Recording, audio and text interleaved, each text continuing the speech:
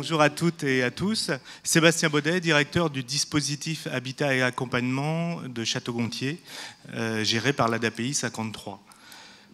Donc nous sommes invités au titre de Petits Nouveaux, donc on vous remercie fortement par rapport à ça et on est plutôt au départ venu pour prendre de l'information, mais on va essayer de vous faire un retour de notre expérience qui est très récente puisque nous avons démarré cette année avec l'idée au départ fort des mêmes constats en fait que vous avez très bien présenté tout à l'heure sur les SAP. Notamment dans le cadre d'un SAVS où on était confronté de plus en plus à des parents que l'on accompagnait et qui étaient ou en projet de parentalité ou déjà avec des enfants.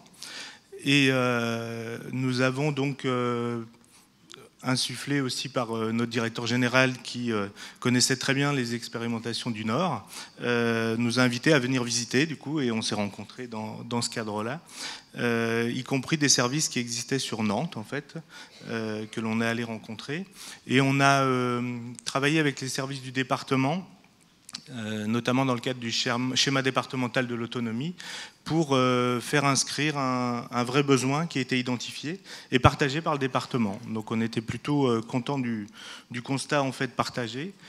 Les services de la PMI et de l'aide sociale à l'enfance nous faisaient appel et régulièrement en disant on a besoin des services du SAVS en support dans le cadre des accompagnements de ces situations-là.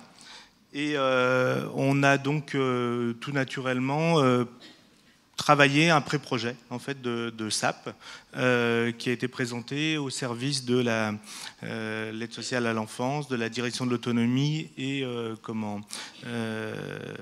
de l'ASE également. On a plutôt eu un retour positif sur l'identification des besoins. Une question budgétaire s'est posée assez rapidement finalement en disant on n'a pas vraiment programmé cette réponse-là, mais on va y réfléchir. Mais on vous invite dans un premier temps à répondre à l'appel d'offres en fait, de la CAF au niveau du REAP 53, ce que présentait le directeur général de la CAF tout à l'heure. Et alors nous, on n'était pas vraiment préparé à ça finalement, donc on a essayé d'inscrire notre service dans les actions qui étaient finalement préétablies dans le cadre de cet appel d'offres. Et on vous présentera tout à l'heure les 4 actions sur lesquelles on a répondu, mais on a créé finalement des lieux d'accueil pour parents en situation de handicap, des LAPS, en jouant un peu sur les mots, en rappelant bien, puisque le besoin était plutôt d'un accompagnement au long cours, mais que nous, on allait faire une intervention dans un premier temps sur des réponses collectives et sur un laps de temps défini, et malheureusement assez court, puisque l'appel d'offres a une durée, puisque nous, on a démarré en mars, que de l'année 2019. Donc on a utilisé les services de l'ADAPI 53 qui proposent des accompagnements tout au long de la vie à 800 personnes en situation de handicap mental et l'ensemble des 5 dispositifs qui répondent à l'ensemble de ces missions nous ont aidés et on s'est appuyé sur les expertises des différents services. C'est plutôt le SAVS qui a porté au départ le projet, puisque dans le cadre du REAP, ce n'est pas un service à part entière, mais c'est quelque chose finalement en plus et plutôt faisant appel à des prestataires extérieurs en fait. Donc on a actionné notre réseau pour essayer de trouver des prestataires qui avaient suffisamment d'expertise et avec qui on était suffisamment en relation de confiance pour pouvoir apporter une réponse qui nous paraissait la plus importante et la plus judicieuse possible.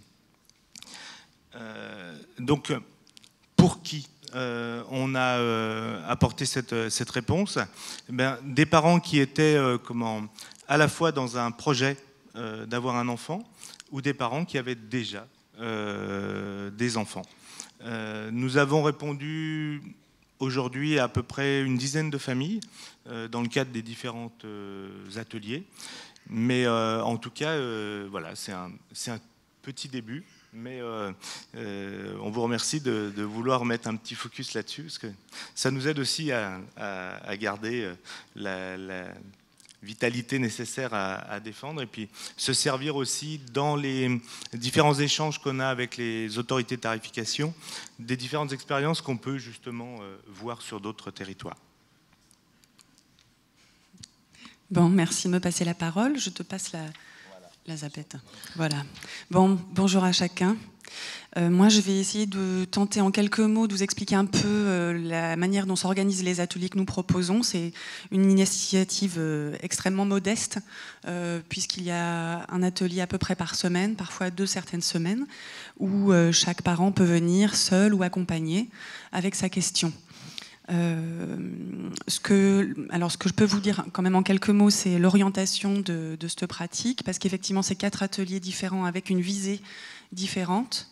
Ce qu'on prend comme pari, c'est qu'on va semer des graines et qu'au fond, avec ce qui va se partager au moment de l'atelier, ça fera marque, ça fera une petite graine pour après, quelque chose qu'ils vont pouvoir réutiliser dans leur quotidien. Donc, alors, les premiers ateliers qu'on propose, c'est de partager une activité avec l'enfant où ils sont accueillis. Et avec eux, on va articuler le lien en fait, entre le parent et l'enfant à partir de leur singularité. C'est-à-dire qu'on prend en compte le fait que d'avoir un enfant, c'est très angoissant. Le fait d'avoir un enfant, ça supporte beaucoup de nouveautés et qu'il faut pouvoir élaborer tout ça. On prend le pari qu'être parent, ça s'apprend pour chacun. Et que du coup ça doit se construire et que pour ça, tout seul, construire tout seul, c'est très compliqué et c'est quelque chose qui dépasse évidemment la question du handicap. Donc on prend ce pari-là et on vient un petit peu via des activités les aider à structurer quelque chose. On propose des activités généralement ludo-créatives, des petites choses et à partir de là on attrape systématiquement au moment de l'entretien ce qui va être du côté d'une construction. C'est-à-dire tel parent qui vient indiquer l'air de rien que pour faire prendre le bain à sa fille, c'est quand même vachement plus simple quand elle peut emmener son doudou à côté. Voilà, c'est des petites choses qui n'ont l'air de rien, mais qui vont venir attraper les petites trouvailles. Et c'est ça, notre orientation, c'est d'attraper les trouvailles que chacun peut élaborer pour que ça lui serve dans sa vie. Donc ça, c'est le premier atelier qui est donc du côté de mettre en lien, permettre de la confiance entre le parent et l'enfant, apaiser l'angoisse et cibler sur les trouvailles. On passe par un médiateur, un objet, parce que pour pouvoir avoir un peu confiance les uns dans les autres, avoir un objet, surtout quand on est un peu... quand on est un petit peu fragile, et chacun peut l'être à l'occasion, avoir un objet, c'est quand même très chouette pour partager un moment. Alors ensuite, le second atelier, c'est être parent, on en parle. Alors ici, les enfants, ils peuvent venir, évidemment, mais c'est aussi les parents qui peuvent venir échanger avec les autres. Qu'est-ce qu'ils ont trouvé, comment s'est passée la semaine, où est-ce qu'ils en sont, eux, dans leur vie. Et on vient appuyer via les discours des uns des autres leurs petites trouvailles. Ça vient, au fond, entamer la question de la solitude, parce que parfois, être parent, ça confronte à une certaine dose de solitude et à plein de questions sur le pourquoi il fait ci, pourquoi il fait comme ça, et qu'est-ce que je peux lui répondre à mon enfant. Donc voilà, donc les uns les autres, on arrive à les faire en sorte qu'ils se donnent des petites astuces. Le troisième atelier, c'est entre parents, où là on vient en fait leur permettre une insertion dans le champ social. C'est-à-dire qu'on va aller à la ludothèque, on leur permet aussi une inscription, on va à la ferme pédagogique, des choses très concrètes comme ça, où on met en avant un abord du corps. Alors parfois c'est le corps en mouvement pour aller voir, pour aller expérimenter des choses, et puis aussi c'est le corps tel qu'il est, notamment via la sophrologie, où on apprend un petit peu à se poser, on apprend à respirer, on apprend à toucher l'enfant, on apprend à repérer le lieu et le lien dans lequel on est à un moment donné. Et après, on en reparle, et on essaye de voir qu'est-ce qui a été ressenti et de permettre comme ça un discours autour du corps vivant et de ce qui a été partagé. Voilà. Et le dernier atelier qu'on va proposer prochainement, la fin décembre, ça va être un atelier avec une personne de l'extérieur qui va venir un petit peu, notamment avec la présence des professionnels qui seront là, échanger autour de ce que c'est qu'être parent comme construction aujourd'hui.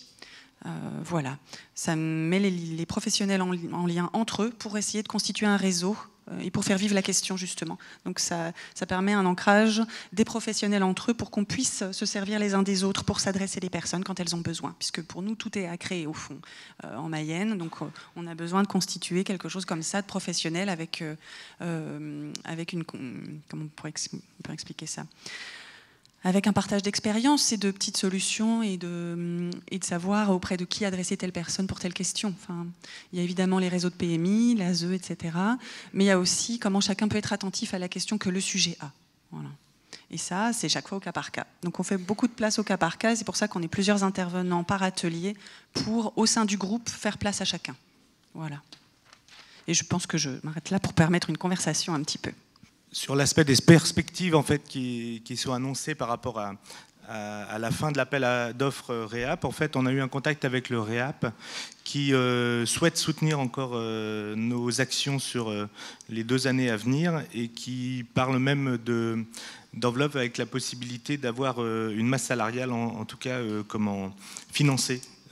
Pour répondre à un des objectifs principaux qu'ils ont sur ce besoin identifié d'accompagnement des personnes, parents en situation de handicap mental.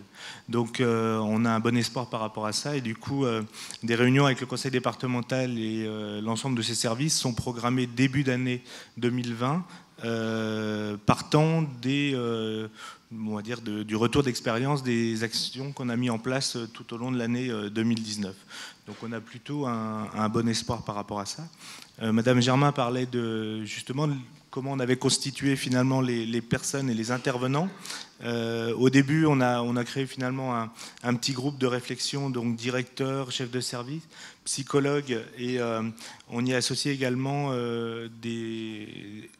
une éducatrice de jeunes enfants et des éducateurs spécialisés qui sont intervenus avec nous ou dans le cadre des actions ou dans le cadre de la réflexion. Donc on va dire qu'on est plutôt en bonne voie pour essayer de faire un peu comme vous et de faire reconnaître ce besoin et une réponse pérenne à ce besoin. On a travaillé également la communication en facile à lire et à comprendre.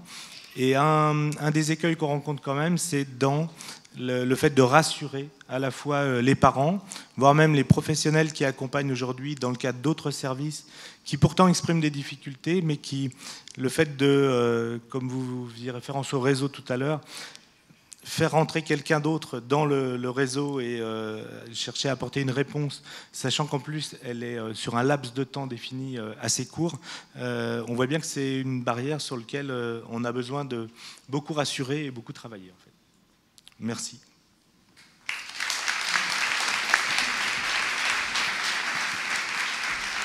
J'ai juste encore une petite question, parce que je sais qu'ils font...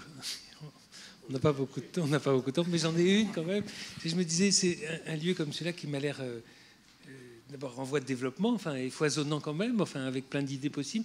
Est-ce qu'il s'ouvre aussi à d'autres parents que les parents en situation de handicap? Est-ce que vous avez en projet de mélanger ou de mixer? Ça revient à une discussion. Ce serait formidable. Pour le moment, étant donné que c'est une expérimentation qui démarre, on en est déjà à essayer de permettre que ça existe. Cette expérimentation, que les ateliers puissent se poursuivre. On en est déjà à ce temps 1. Peut-être qu'effectivement, au temps 2, il pourrait y avoir une ouverture à ce que chacun puisse trouver place au même titre, au fond. C'est pas du tout exclu. Le fait est que quand on va dans des lieux en ville, comme la ludothèque, etc., nous sommes avec d'autres. Donc il n'y a pas de frein à ce niveau-là. Pas de notre côté. C'est des choses qui doivent s'organiser, au fond. Mais c'est toujours une question de comment on va pouvoir permettre des lieux qui sont suffisamment rassurants sans être dans quelque chose qui exclut finalement ou qui discrimine ou qui enferme les personnes en fait.